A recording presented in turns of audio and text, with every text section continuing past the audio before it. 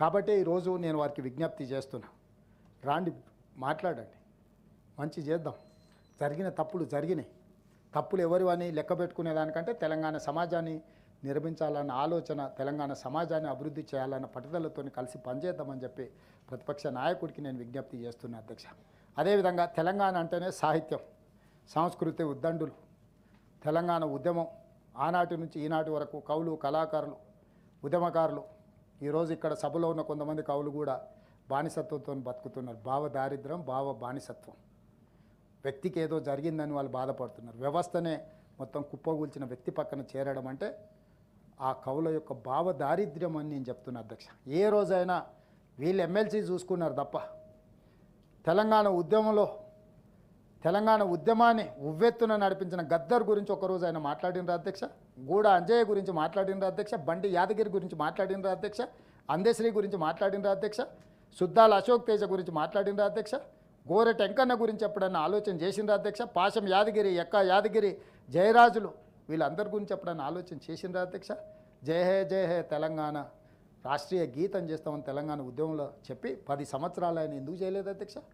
ఎందుకు ఆనాడు ఉమ్మడి రాష్ట్రంలో ఎవడికి రా తెలుగు తల్లి, ఆ తెలుగు తల్లి మాకు పట్టాడు అన్నం పెట్టిందా, ఆ తెలుగు తల్లిని మేము ధిక్కరిస్తున్నామని మాట్లాడిన తెలంగాణ ఉద్యమకారుని అని చెప్పుకున్న చంద్రశేఖర్ రావు గారు 10 ఏళ్లలో తెలంగాణ తల్లిని మనకి ఎందుకు చూపించలేకపోయింది అధ్యక్ష? ఇవన్నీ కూడా మేము చేసినాం కదా అధ్యక్ష. జయ హే తెలంగాణ రాష్ట్ర గీతంగా అందశ్రీ ఇవాళ వారు మాట్లాడుతురట, ఆంధ్ర వాళ్ళు దీనికి సంగీతం అని. ఈ బాధ్యత అందశ్రీ గారికి ఇచ్చినాం. ఆయన ఏ కళాకారులతో కవులతో పాడించినో మేము చూడలే. ఎవరైతే అందశ్రీ తెలంగాణ తలమానికం ఉన్నారో వారికి ఆ బాధ్యత అప్పచెప్పినాం. ఈరోజు అద్భుతంగా వచ్చిన జయ హే తెలంగాణ పాడడానికి మీకు అభ్యంతరం ఉండొచ్చు. మీరు ఆంధ్ర గురించి మాట్లాడాల్సి వస్తే యాదగిరి గుట్ట, యాదాద్రి ఎట్లయింది, దానికి స్థపతి కింద ఆనంద్ సాయి ఎక్కడి నుంచి వచ్చిండు, దాని ఆగమశాస్త్ర సలహాదారుడు చిన్నజీయర్ స్వామి గారు ఏ ప్రాంతం నుంచి వలస వచ్చిండు, ఏమన్నా తెలంగాణ సంస్కృతికి సాంప్రదాయాలకు వీళ్ళకి ఏమైనా సంబంధం ఉందా అధ్యక్ష?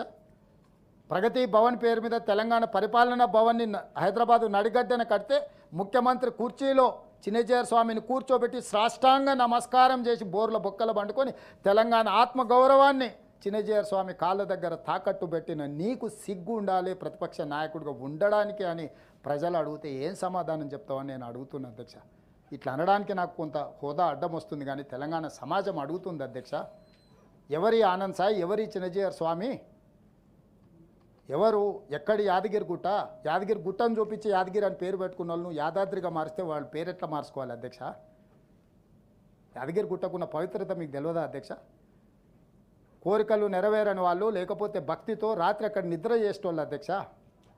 ఈరోజు ఆ పైన నిద్ర పోకుండా ఉన్న వాటి సత్రాలను అన్నిటిని కూలగొట్టి కిందికి పంపించారు అధ్యక్ష. మనం వచ్చినాక యాదగిరి గుట్టగా మార్చుకున్నాం అధ్యక్ష. అక్కడ సత్రాలను కట్టి మళ్ళీ భక్తులకు వెసులుబాటు కల్పిస్తున్నాం అధ్యక్ష. మన సంస్కృతి సాంప్రదాయాలను కాలగర్భంలో కలిసిపేసి తెలంగాణకు సంస్కృతే లేదని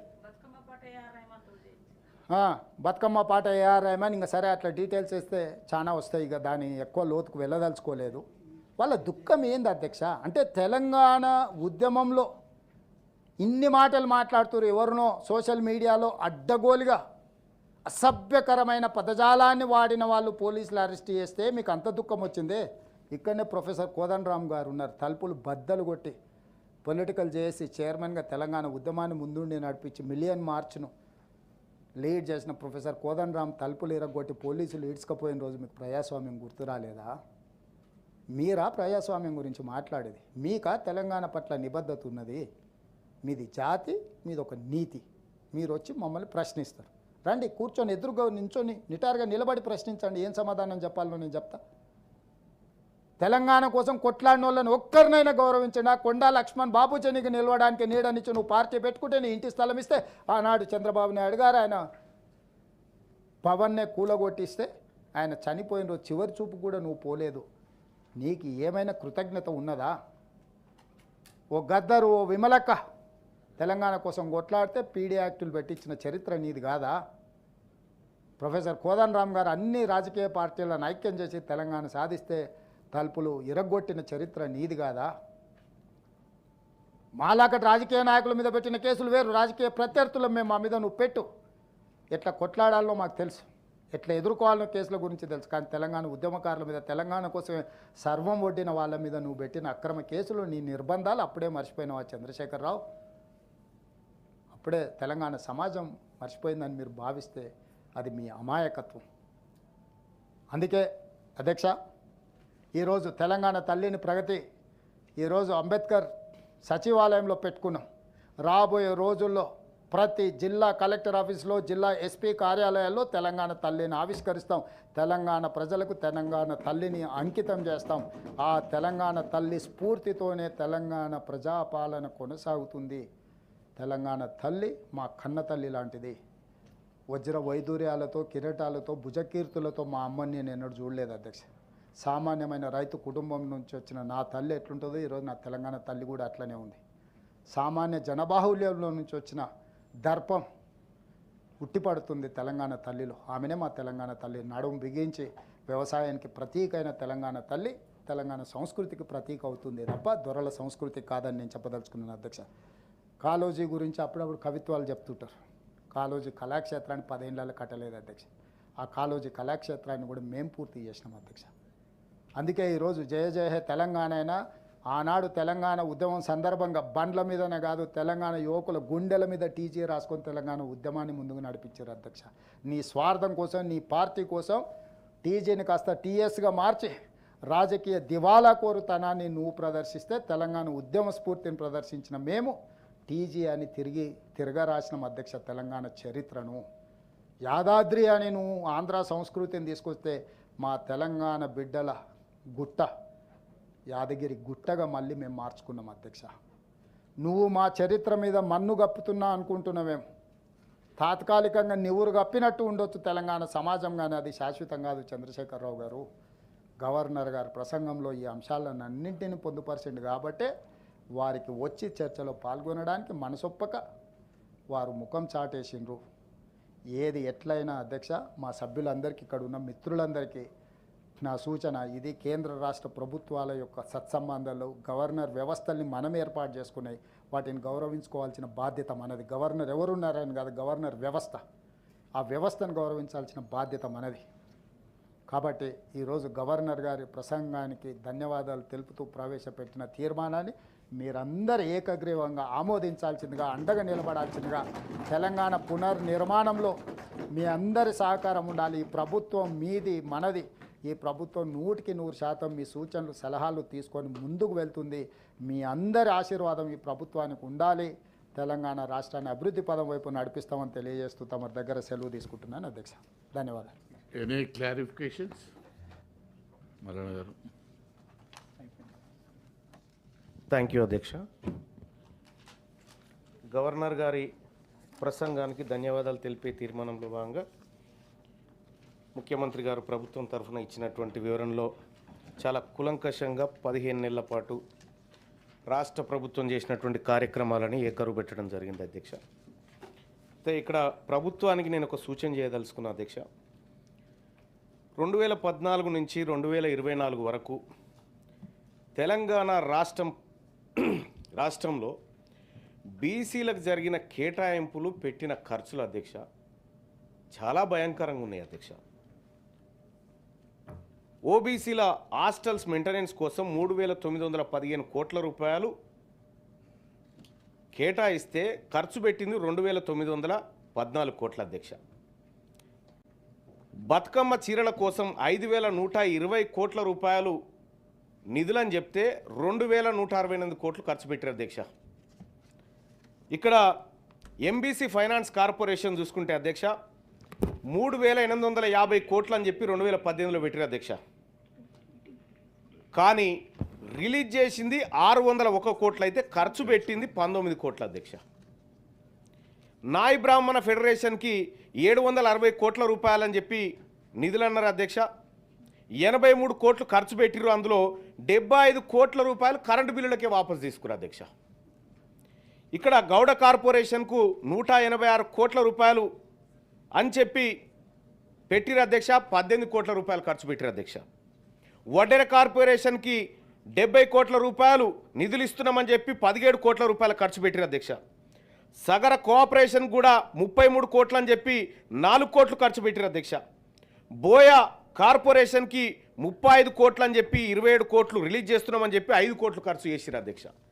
ఇట్లా ఎంబీసీలకు సంబంధించిన విషయంలో కూడా అధ్యక్ష అనేక కార్పొరేషన్లు పెట్టి వాటికి భారీగా నిధులు ఇస్తున్నామని 10 సంవత్సరాల పాటు మా వర్గాల ప్రజలను చీట్ చేసిరు అధ్యక్ష.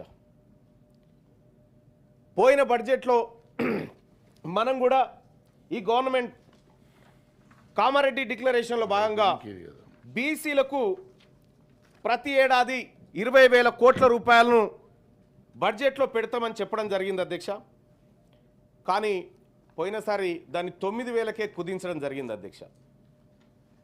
దయచేసి తమరి ద్వారా ప్రభుత్వానికి గౌరవ ముఖ్యమంత్రి గారికి తెలియజేయదలుచుకున్న అధ్యక్ష, పోయినసారి పెట్టలేకపోయినటువంటి నిధులను ఈసారి పెట్టాల్సినటువంటి మన మేనిఫెస్టో ప్రకారం చెప్పినటువంటి 20,000 కోట్ల నిధులను పెట్టి ఇటీవల కాలంలో రాష్ట్ర ప్రభుత్వం కూడా లెక్క అనుకుంటుంది కాబట్టి ఆ లెక్క ప్రకారమైన నిధుల విషయంలో కానీ రాజకీయ అవకాశాల విషయంలో కానీ ఉద్యోగాల విషయంలో కానీ ఈ రాష్ట్ర ప్రభుత్వం చొరవ తీసుకోవాలి సార్. అట్లాగే ఎస్సీ ఎస్టీ సప్లాన్ లెక్క బీసీలకు కూడా సప్లాన్ తీసుకురావాల్సినటువంటి అవసరం ఉంది సార్. ఆ విషయాన్ని తమరి ద్వారా రాష్ట్ర ప్రభుత్వానికి తెలియజేస్తా ఉన్నాను సార్.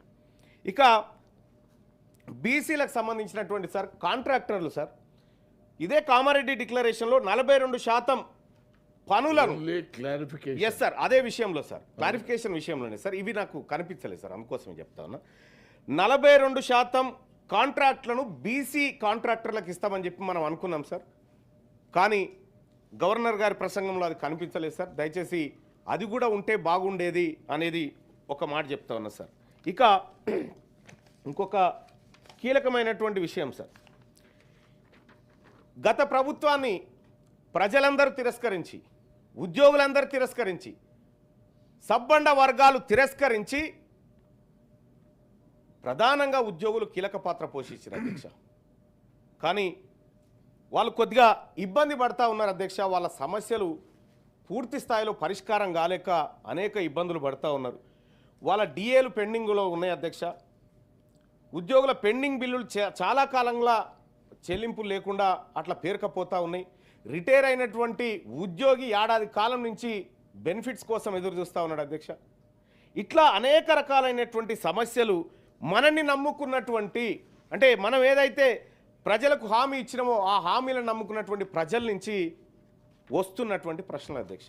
వాటన్నిటికీ పరిష్కార మార్గం ఇక్కడ దొరకాలని కోరుకుంటా ఉన్న అధ్యక్ష. అలాగే తెలంగాణ రాష్ట్ర ప్రభుత్వం ప్రతిష్టాత్మకంగా బీసీలకు 42% రిజర్వేషన్ ఇవ్వాలని నిర్ణయం తీసుకున్నటువంటి ధర్మిలా ఈ రాష్ట్ర ప్రభుత్వానికి బీసీ ప్రజల పక్షాన ధన్యవాదాలు తెలియజేస్తూనే దాన్ని పూర్తి స్థాయిలో ఇంప్లిమెంట్ చేసి ఈ రాష్ట్రంలో బీసీలకు అత్యధిక రాజకీయ వాటా స్థానిక సంస్థల్లో దక్కేలా చూడాలని చెప్పి తమరి ద్వారా ఇక లెక్కల విషయానికి పోవాల్సినటువంటి అవసరం లేదు అధ్యక్ష. ఇక మేము కూడా పోవాలనుకోవట్లేదు.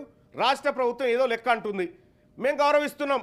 42% అని రిజర్వేషన్ ఏదైతే అన్నారో దాన్ని గౌరవిస్తూనే ఈ లెక్క ప్రకారమే ముఖ్యమంత్రి గారు చొరవ తీసుకొని విపక్ష పార్టీ నాయకుడు కల్వకుంట్ల చంద్రశేఖరరావు గారు ఉన్నారు, విపక్ష పార్టీ నాయకుడు ఎల్ఓపి గారు ఈ సభలో ఉన్నారు, వాళ్ళకు కూడా రిక్వెస్ట్ చేస్తా ఉన్నా, ఇది మా జాతులు దశాబ్దాలుగా నష్టపోయినటువంటి అంశంలో ఒక స్టెప్ పడుతున్నటువంటి సందర్భంలో వాళ్ళు చొరవ తీసుకొని రావాలి అధ్యక్ష. అలాగే భారతీయ జనతా పార్టీ కూడా రిక్వెస్ట్ చేస్తా ఉన్నాం అధ్యక్ష. ఇక్కడి నుంచి నిజంగా మా బీసీల పట్ల ప్రేమ కనుక ఉంటే, మా బీసీల పట్ల ఈ దేశంలో ఉన్నటువంటి పార్టీలకు ప్రేమ ఉంటే ఖచ్చితంగా 42% రిజర్వేషన్ అమలు చేయడం కోసం అందరూ కలిసి అఖిలపక్షంగా ప్రధానమంత్రి నరేంద్ర మోడీ గారి దగ్గరికి పోవాలి, కేంద్ర ప్రభుత్వం దగ్గరికి పోవాలి, పోయి మెప్పించాలి. ఇవాళ బీసీ ముఖ్యమంత్రిని చేస్తామని భారతీయ జనతా పార్టీ అంత ఈజీగా చెప్పినంతగా కాకుండా బీసీల మీద ప్రేమ ఉన్నట్టుగా బీఆర్ఎస్ పార్టీ ఏదైతే చెప్తుందో మాటలు వద్దు,